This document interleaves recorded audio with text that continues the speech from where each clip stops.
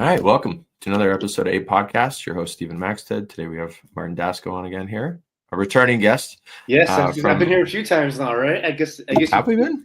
Yeah, we ran out of people. No, it's so memorable you forgot, huh? Yeah, and rumor has it that you're waiting for me to get it right, so you keep on bringing me back. One of these days, I'll say something. This is volunteer. Yeah, we're doing. We're getting our hours in community service. 10,000 hours. Yeah. The world needs more podcasts, right? Yeah, of course. Obviously, there's not enough out there. We got to cloud the internet with them. But there's a few things that we were talking about before, and you're the perfect person to talk about. I thought a few things today, Martin, and I know we just retitled this one "Systems Over Everything." There is always, and there was a few folks this morning that were even asking about the episode I made yesterday, and they're asking, "Hey, like, what are your goals?" And I've written down some, but I have some that I still need to add in terms of different things I know I just want to like fill in my calendar. But a couple of the questions that came in specifically, and I started chatting with my techniques and stuff like that for financial goals and fitness goals, it seems to always be like a couple top number 1 and 2 things people usually gravitate to in January. These are things that are right up your wheelhouse. I dragged you out of a coffee shop to get you here. But the illustrious coffee shop I was at was known as Tim Hortons. So I'm not sure if you guys have that in Winnipeg. We do. We still, they let us have franchises here. Yeah. Yeah. So I don't know, give us a little spiel. Or sorry. No, that's all good. What a great guest. I just wait for you to, ask me 10 questions before I give you one answer. So you're gonna see a lot of posts in the next few days about motivation and discipline, and like people act like they're David Goggins. They're gonna act like like they have life figured out. My take's a bit different on this topic. I believe in having systems over anything else, because a lot of times people will message me and they're like, "Oh, you're so disciplined. How do you go to the gym like in the morning? How do you do ice baths?" And honestly, discipline has nothing to do with anything. I'm not disciplined at all. After reading every book on the topic, I realized that most people just set completely unrealistic goals and they have no system for following through on that, Like, let me ask you a question. How many times have you told yourself, "Oh, I'm gonna wake up tomorrow at 5 a.m. I'm not gonna have any carbs. I'm not gonna, I'm gonna manifest, express gratitude." Like, how many times have you think you told yourself that or something like that? No, I might be further along in the stage because I just kind of like autopilot. I do get up at like 6, maybe 5 anyways for different things. But usually it's not like the night before, right? It's like, hey, I have a plan. I've set some goal further out, whether it be like a race or something. This might not be answering your question perfectly, but this is just how my mind works, right? Even better, yeah, I know. So it's like, I don't know. I signed up for last year, like my bigger race, but I had been doing triathlons for a long time. My bigger one was that half iron out of Calgary. So it's a longer triathlon. And that was my big race. And then everything leading up to that was just added work. So whether it was a half marathon, that was just considered in my mind like a big training day. But other days leading up to that was just like, hey, how are we staying on the cardio train? How else are we staying up in like fitness? And then had some other goals to touch that. But the big one was that one. And then it was working back from that. So maybe something, how about this? How many times have you said you're going to cut out beer or cut out carbs or do something completely? Because I find what I'm getting at is there's a lot of people, they set unrealistic expectations for themselves. Fair. And this is the biggest struggle. And this is when I didn't get results until I embraced progress over perfection. Okay. Because so many of us try to be perfect when that's out of reach. So I believe in systems. And by systems, I mean like just having it. It's a fancy word for a plan, or actually having a route to get to where you want to get to. So instead of you go to bed, you tell yourself, "I'm going to wake up at 5. I'm going to be a totally different person." You need some sort of system for that to happen, right? And what the easiest way to do that is to pay for it. Like sign up for a gym that has morning classes, like Fit for F45 or Orange Theory or Jiu-Jitsu gym. So that could be one system. You pay for a gym, and a check separates a conversation from a commitment, right? So if you pay for a gym, you have to go, right? Like that's realistic. Like I use ClassPass for yoga, and I never miss a class because I lose money. Like I do not want to lose money, right? The loss aversion, Yeah. No, that's a good point. I think people, do hesitate to make that commitment too, right? Because they think it's whatever. There's cost to it anyways, but you're right, you're going to show up if you pay for it. So exactly. So I think the most important thing someone can do in 2026 is to find some sort of system they can follow. When it comes to eating, I follow intermittent fastings. I just know I have like 6 to 4 hours to eat all my food, and I know I can't like eat outside that window, and that system keeps me in line. Or else Right. if I ate all day, I would just be pigging out all day and I would just lose all, I would just get out of control, right? Yeah. I don't know. That's a good point. What about I know something that I had talked about with someone today, and again, or we always like throw this in here, not financial advice, but someone was like, "Hey, like, what do you do to like manage these goals or whatever?" I'm not claiming there's no expert here, but I was just like, oh, like I have a couple things. One like automatic like withdrawals to go to certain accounts or whatever, whether it be like RSP or TFSA or different investments. And then I also have someone in that category of my life that manages finances and stuff for me. So that they're the ones managing those accounts or whatever in that sense of risk tolerance and different things. And I'll have some suggestions, but they're experts. I pay them for that Yeah, service, right? no, And then that's but actually same perfect. idea. I call it the Houdini system. I started doing this many years ago. Out of mind, right? Or Yeah, outside of out the of mind sight kind of of the thing. mind. Yeah. Yeah, so Yeah. that's an example of The a system, Houdini. right? Yeah, Yeah. nothing gets past you, huh? Mm. I know. I just think that's funny though, because it's totally like that. If it's not in the account, then you're not going to spend it. Exactly. So, like So for example, like I'm not disciplined enough to save money. Like if I get $1,000, I want to spend $1,000. But by using the Houdini system, let's just say like anytime money hits your account, you have an yeah, automatic withdrawal set up. It's easy to do. Every account does it. Your employer does yeah, it. You literally just do it once, set it and forget it. But yeah, then instead of getting $1,000, I've set it so I'll only get the $700. So I only have access to $700, and 300 has been forced into savings for me. And that's a yeah, perfect example of a system. And then let's just say you want to save up for a house in 2026 or save up for a trip. Just work backwards. Figure out how much the trip costs. Let's just say it's, I don't know, 10 grand or 5 grand, and figure out how much it would take every week, and then break that down to a small goal, and then pay yourself first with the Houdini system, and then boom, you can reach that goal with minimal effort. It's all about the least amount of friction, in my opinion. yeah. No, Like that's by really. No, it's just paying like for a gym, having your money set up for you, having all this done for you, everything's on autopilot, and it's just you look from the outside, you look like a disciplined person. It's like, no, the money just left my account. I paid for the gym, so I had to be there. It wasn't like I couldn't skip it. absolutely. And I mean, like here's just some examples I looked on AI here for like tiered savings benchmarks, and it says like starter, ideal, minimum, aggressive.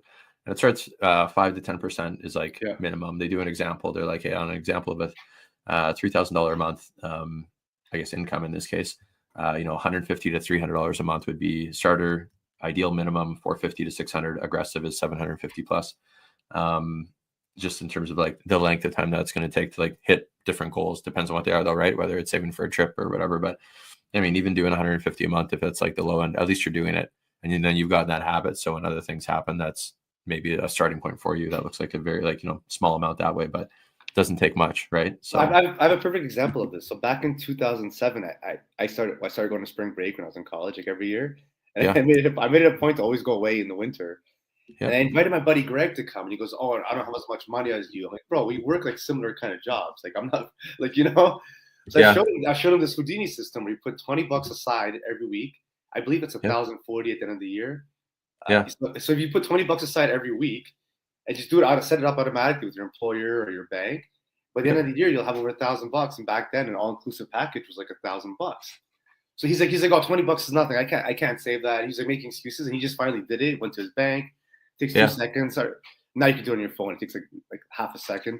So he set it yeah, up, and then at the end of the year, let's just say it was like December to December, he had money to go on a trip, and he couldn't believe it. He had $1,000 just by breaking that goal down into those small steps. And we yeah, often overestimate what we can do overnight, and right, underestimate what can be done over long periods of time. Like when you yeah, see someone that's fit and you see a picture of a fit person, in the gym, and you're like, wow, I want to be like that. It's like, well, it took them years to get there. It's going to take you years to get there. And nobody wants to hear this. And that's yeah, why a yeah, lot of people give up on fitness and financial goals, because it's like that. It's like that peak, the valley of disappointment, they call it, I believe. It's like you go from being excited to realizing, oh shit, this is far away. Like most people underestimate how tough it is to get abs or to get 6 figures in the bank or to build a business. So like when they yeah, realize it's going to take a while, they get bored. They'll try a million different things. They'll look for shortcuts and blah blah blah. And then they'll message you like a year later, being like, "Oh, I should have just stuck with the original plan." It's like, yeah, you were on the right track, but then you got distracted. You wanted a shortcut. You fell into some MLM scheme or some fucking detox tea scheme, and now you're back where you started. yeah. No, I think that's a great point, and that is a great strategy in terms of whether it be like a $20 a week you're saying there. So was that $80 a month? I mean, it depends on the week's fall or whatever, but like that's a fantastic strategy for that, That's like one once example, a right? year thing. Yeah, Yeah. 100%. That's So huge. like, And I think that's the biggest problem. People just don't break down their goals, and they have unrealistic expectations for themselves, and it's like it gets overwhelming, and you get like disappointed in yourself, and it's like you just end up worse off than when you started. I'm gonna ask this question too. I think it's like 102K on this one, but like to max out your TFSA, not to It's go right to like how many years it's been set up, right? So it's like yeah times. 7,500 a year. Yeah, there's an easy answer. If you just log into your Oh, CRA it's probably account, like they usually tell you right away what your window is. it probably isn't there. I just asked the web or chat here about what's going on. What's the max TFSA? Maybe it doesn't. Compelling podcasting content. Yeah, I think it's 100. Okay, so it's 7K a year for so it's 102 as of 2025. So next year I'll be able to add another 7 or 7,500 in there. But just like thinking about that, even as an example, like I mean that's not a crazy amount every year if you had been disciplined to like do that and then have that in investments. Again, not it does say always check your CRA, my account here. To be valid, so do check that out.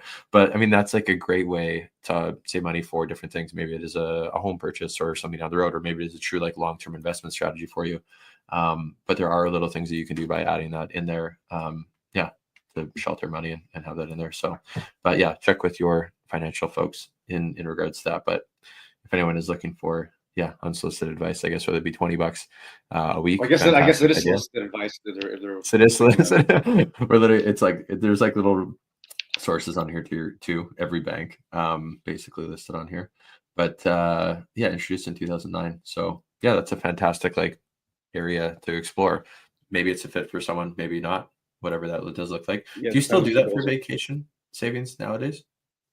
I actually label my bank accounts. This is a trick I started back in 2009. Yeah. So I label my accounts. I literally have an account called Martin Dasko World Tour.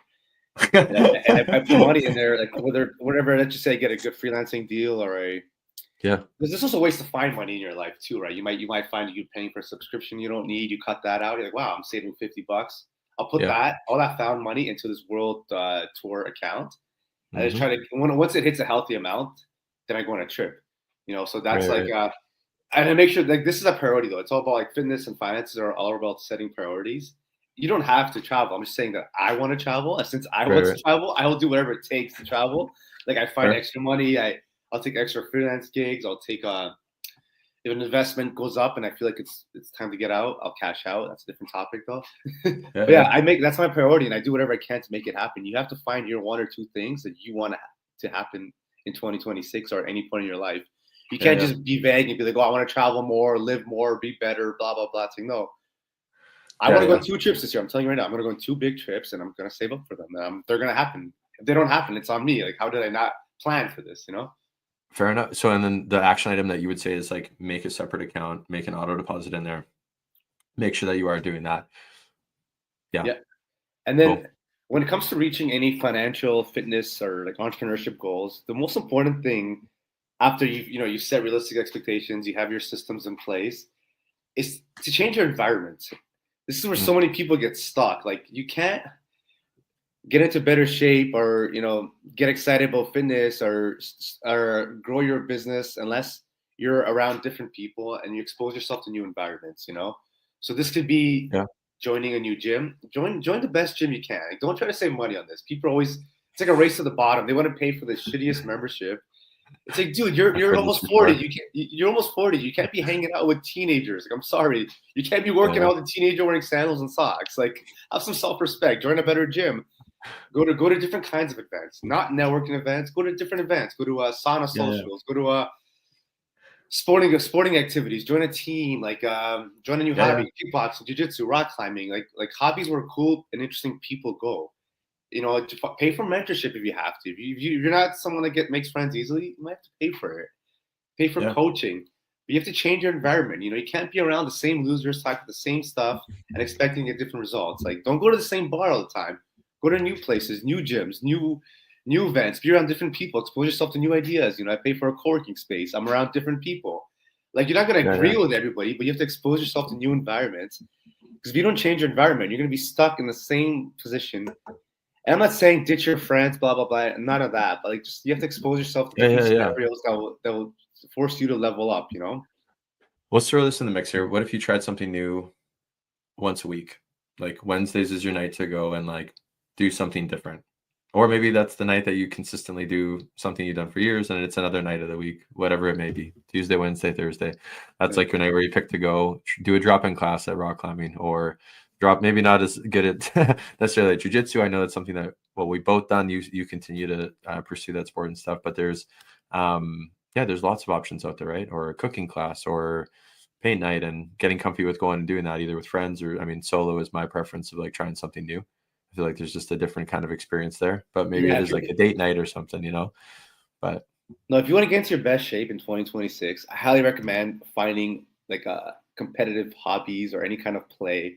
These are like the yeah, best labs. Like competitive fields are the best labs for just testing yourself out. You know, like anyone can lift yeah. weights alone, and you're just gonna lie to yourself. You're gonna say, "Oh, what a great workout!" No matter what you do, right? Like even I if had you a have a great shitty workout work, yeah. See, today. maybe if I saw your workout, I wouldn't think it was great, right? Or so you can see my Yeah, workout. yeah, So yeah, you have to that's try fair. try new hobbies and new sports. Like if you want to change your body or change your life, you have to change what you're doing and your daily habits or your weekly habits. Hmm. Like try soccer, jiu-jitsu, kickboxing, rock climbing, salsa dancing.